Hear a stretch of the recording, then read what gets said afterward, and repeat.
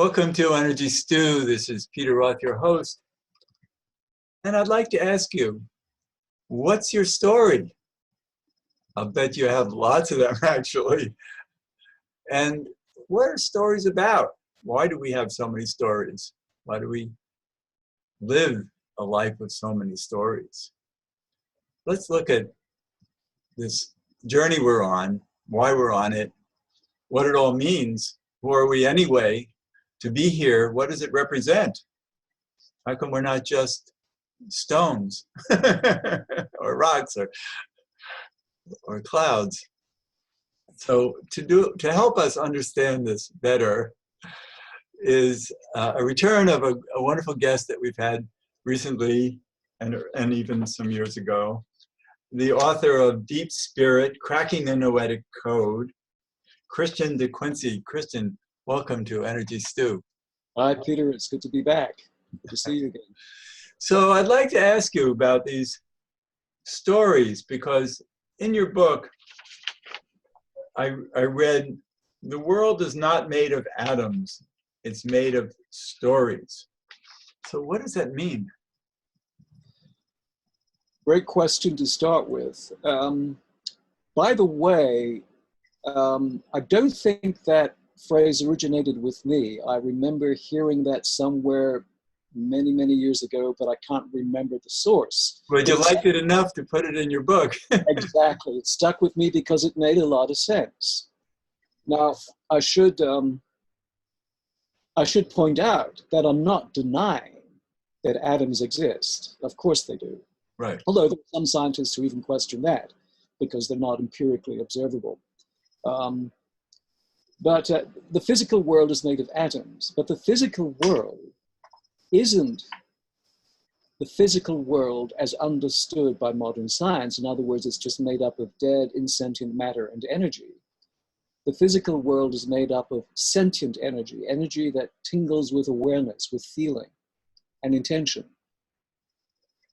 And so an atom isn't just a tiny lump of matter or a bundle of energy. It's a bundle of sentient energy. Every atom and the molecules that the atoms form, indeed even the subatomic particles, have their own degree of feeling, of awareness. In other words, they have their own consciousness, their own sentience. Now, in modern cosmology, in modern science, we have the story of the universe from the Big Bang up until now. So, and many cosmologists would agree that scientific theories are forms of stories. And so the Big Bang and the evolution of the universe is itself a story. That's fine. But unfortunately, if we look at the story told by modern academic science and academic philosophy, their story of the universe, their story of the cosmos, has no place for the storyteller. In other words, there's no way to account for the fact that there are sentient beings that create meaning and express meaning through their consciousness. So when I say the world is made of stories, not atoms, what I'm pointing to is that the world is made of ingredients, of entities that are constantly looking for and expressing meaning. That's right. As you may recall, one of the main themes throughout Deep Spirit is intelligence seeks expression. Well, we could easily say meaning seeks expression, or stories seek expression. They're variations of the same idea. So the world is made up of entities that are constantly sharing information and meaning between each other. And that's what I mean by the world is made of stories. Well, I think if we look at the growth of the universe, we can't find any meaning to it until we come to sentient beings, right? Or maybe as we talked at the last show, and self-conscious beings, perhaps. Well, I'm not sure I would say that. I would say that self-reflective conscious beings can express and create highly complex, self-referential stories. Right. We understand meaning, whereas, let's say, any form of amoebic life or whatever, their meaning is to survive. It's intrinsic, yes. And so I would make a distinction between meaning and interpretation. Meaning is something that we feel. It's embodied. It's an embodied feeling. Interpretation is a cognitive process. And so it requires an advanced evolved being, to engage in interpretation. You need a brain and a neocortex to be able to engage in interpretation. But a single cell experiences and expresses meaning, even though it doesn't cognitively interpret the world that it finds itself in. Right. So there's all kinds of activity going on, but when you get to this other state of consciousness, it's about reflecting on the activity, or telling the story and seeing the story, identifying the story, rather than just being the story. That's one way to put it. Yeah. So I would say that every sentient being throughout the cosmos is constantly expressing its own story, expressing its meaning, expressing its intelligence. But it takes advanced, evolved beings to express the meaning and express the story intentionally, with self-reflective awareness of what they're doing. Right. Amoebas don't do that, but humans and whales and dolphins and elephants and probably octopus and some other critters do as well. So how we do that is a big part of what your book Deep Spirit is about, is how we hold our consciousness in communicating and identifying it. Do we want to identify it through our left brain or our right brain, through our reason or our knowing? Yeah, and one of the subtext in that story, in the novel Deep Spirit, is that part of the problem is the either-or thinking, that either it's intuition or it's logic and reason. In fact, it's both. Consciousness has both capacities, and our task is not to jettison one in favor of the other, because then we're only getting half of the picture. So what in Deep Spirit, but also in some of my other books, what I emphasize we need to do is to cultivate a kind of reason that remains connected to our embodied feeling. And so reason, I make a distinction between abstract reasoning, which is what most of us are taught in school and college, abstract reasoning. We get into our head. That's one kind of reasoning, and it can be useful for calculating things. But in terms of actual relationships with other humans and with the world around us, that kind of reasoning is very limited. What we need is another kind of reasoning, the kind of reasoning that I would say is common in indigenous cultures. They certainly are rational beings, but they have not lost contact with their embodied being, with their embodied feeling. And so when they speak their reason and their logic, it's an expression of their embodied feeling. And I call that grounded reasoning, as contrasted with abstract reasoning.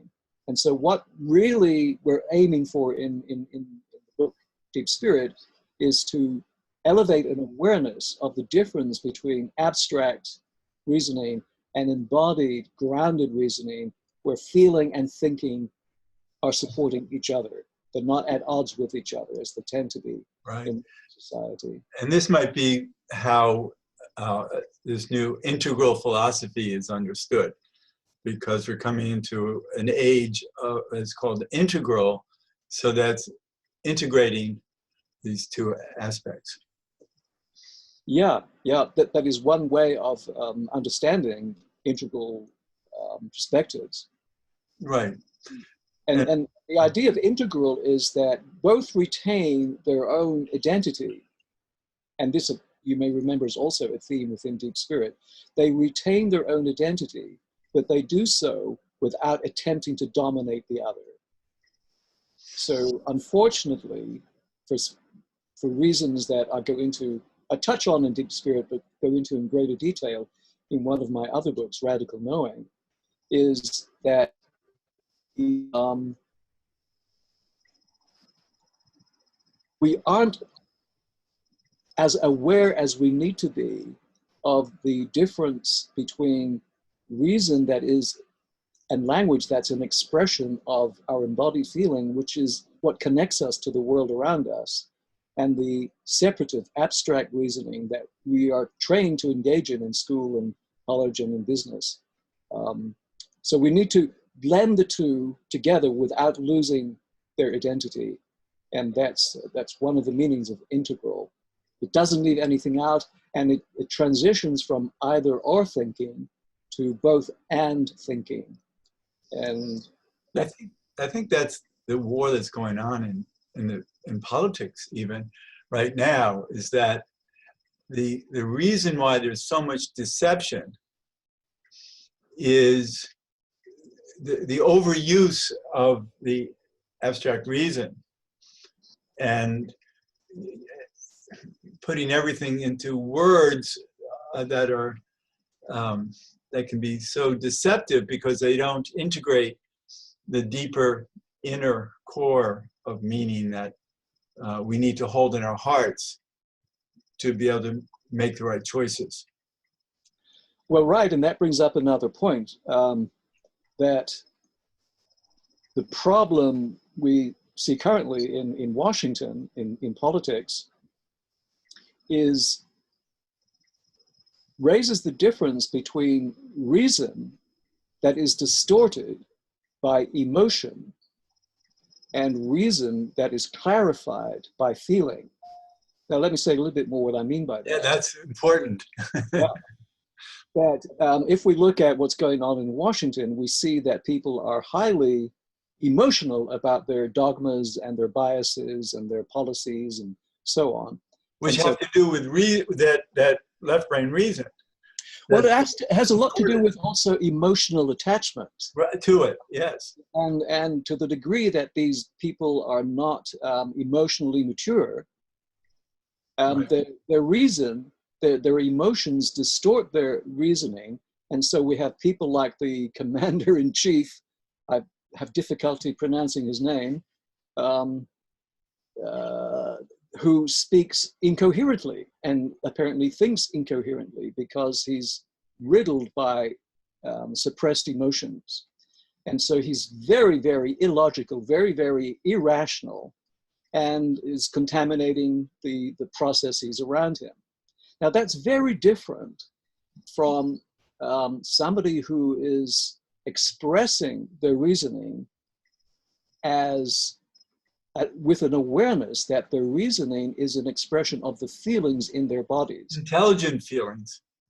And so what I want to do is to make a distinction between emotions on the one hand and feelings on the other. When I talk about feelings, I'm not talking about emotions. I'm talking the sensations in our bodies. So say that again, because the sound got distorted just now. Okay. So an emotion is an experience or a feeling that is then cognitively interpreted, whereas a feeling is the embodied sensation itself prior to interpretation. Right. So let me right. I've always understood that, and a lot of people don't have any idea of that distinction. Exactly. And I sometimes give an example that seems to help people get that distinction. So let's say I'm in front of an audience giving a lecture, and I feel the palms of my hands are clammy, and I'm sweating, and my heart is thumping in my chest. Those are my sensations. Those are the actual feelings of thumping chest, clammy hands, and so on. And then I interpret those feelings. And one way of interpreting is to say, oh, I'm anxious to be speaking in front of this audience. And so now the emotion is an emotion of anxiety or fear. But I can have exactly the same physical sensations in my body, the thumping heart, the clammy hands, and so on, and then interpret it differently, cognitively, and say, boy, am I excited to be speaking to this group. exactly the same sensations, but now the emotion is excitement rather than anxiety or fear. So our interpretations of our experiences, our feelings, are what generate and color our emotions. Right, and that can go anywhere. Yeah.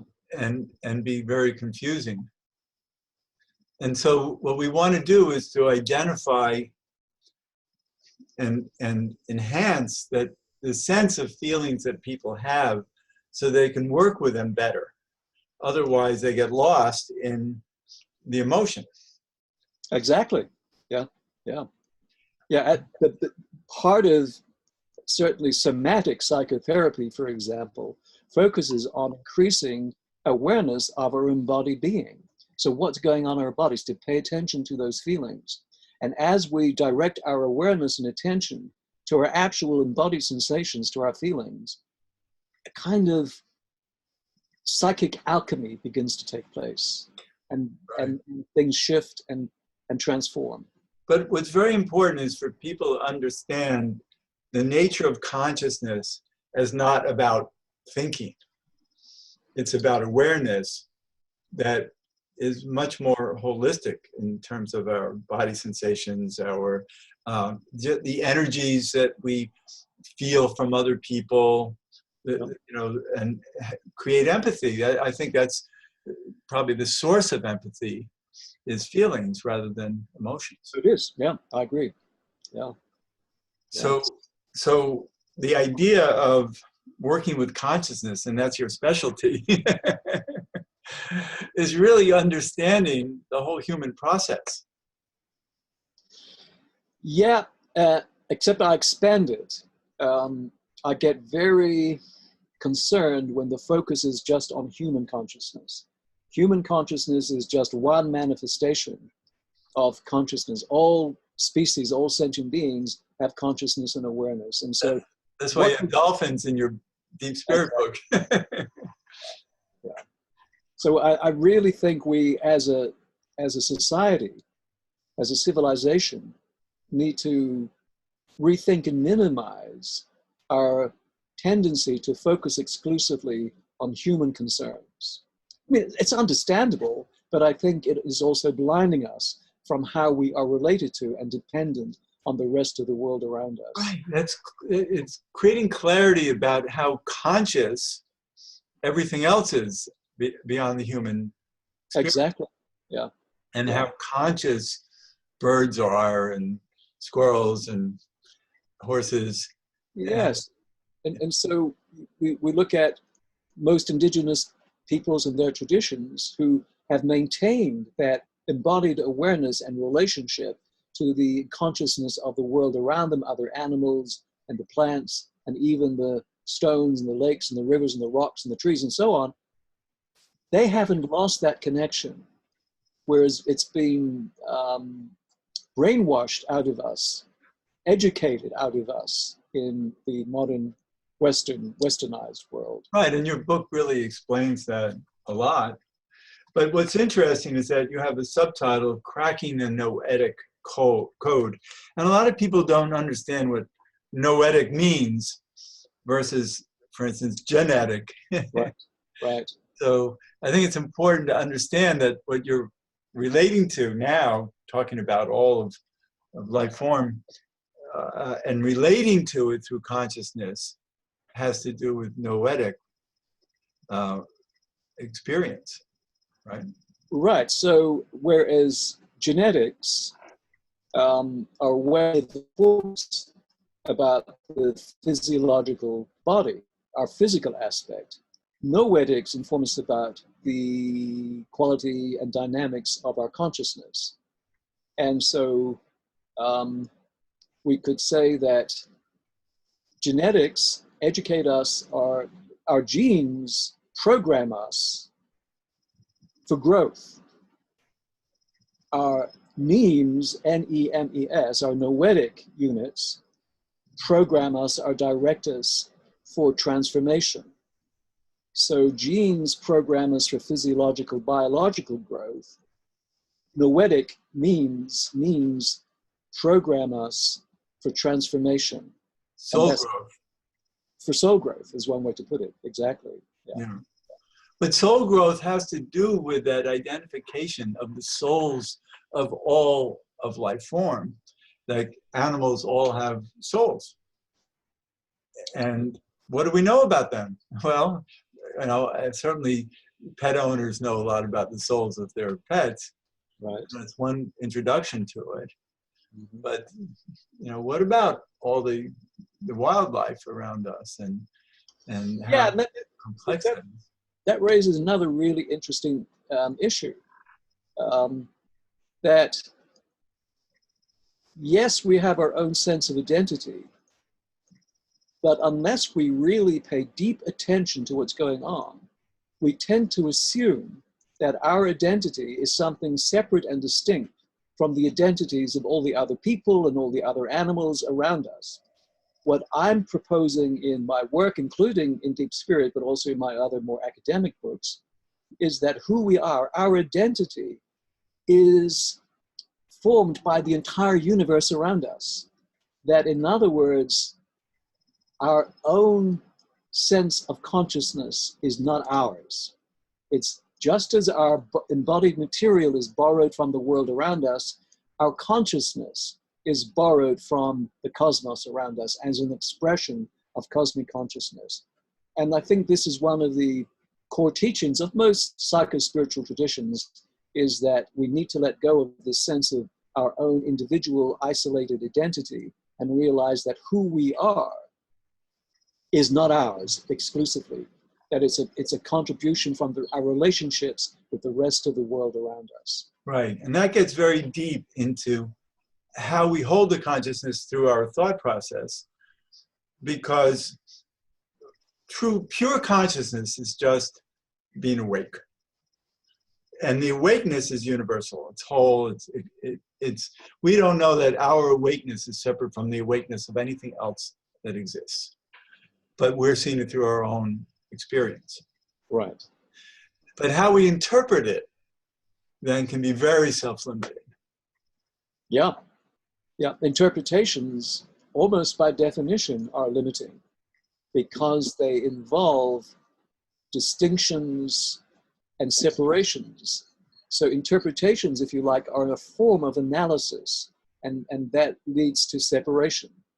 But Whereas, I think what you're trying to teach is how to move beyond that, or at least recognize beyond that. yes, exactly. Yeah. Yeah. To realize that who we are as individuals is generated by our relationships to all other sentient beings. That we are, to use a word that Thich Nhat Hanh, the Buddhist master, has used, we are interbeings rather than individual beings. But we don't know it because we're being conditioned to be limited. Yeah, we are conditioned to think of ourselves primarily as isolated individuals that then come into relationship with other individuals. What I'm proposing in my work is that has it upside down. It's actually the other way around, that relationships are fundamental and our individuality is something that arises like a wave in an ocean. Our individuality is something that arises from the matrix of relationships that compose the universe. Right. So individuality is secondary. What's fundamental is our intersubjectivity, is our interconnectedness with everything around us. It's the only way we can know anything. For instance, how does a table know itself? Yeah. It has atoms that relate to each other to create a table, at least as we identify it. Right. Well, of course, the wood in the table is generated by the molecules and the cells in the tree, and then humans come along and with a blueprint in their mind, and they shape the wood into a chair or a table. And so the table as a table has no sense of its tableness, but the molecules and cells in the wood would have a sense of their own being. Woodiness. Yeah. Right. Well, that's what I was referring to, is that matter is intelligent because it knows itself to hold itself. Right. And if we can understand that, and then identify how we are creating ourselves all the time, then, and see these distinctions, then we can actually free ourselves from it. Yeah, and the interesting phrase you used there is that we create ourselves.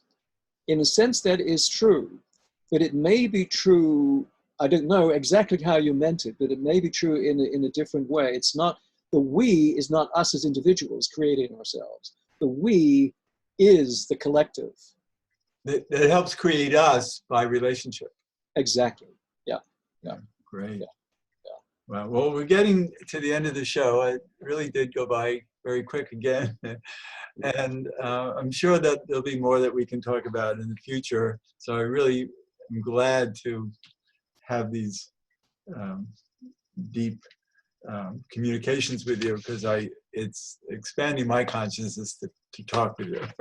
Wonderful. So Christian de Quincey, and you have a website, christiandequincey.com. Correct. And it's Christiandequincey.com. That's it. Yep. Right. Yep. And that's where people can find you. And they also have a Facebook page that the listeners and viewers might be interested in. If you search for Consciousness for Life on Facebook. Consciousness for Life. That's great. Yeah. Yeah. Well, Christian, thank you so much for being on Energy Stew again. Well, thank you, Peter. It's been a pleasure, as always, having these conversations with you. And this is Peter Roth, your host of Energy Stew at prn.fm. I can be reached at Peter at Heart River, HEART river.org. I'd love to hear from you, and thanks so much for listening.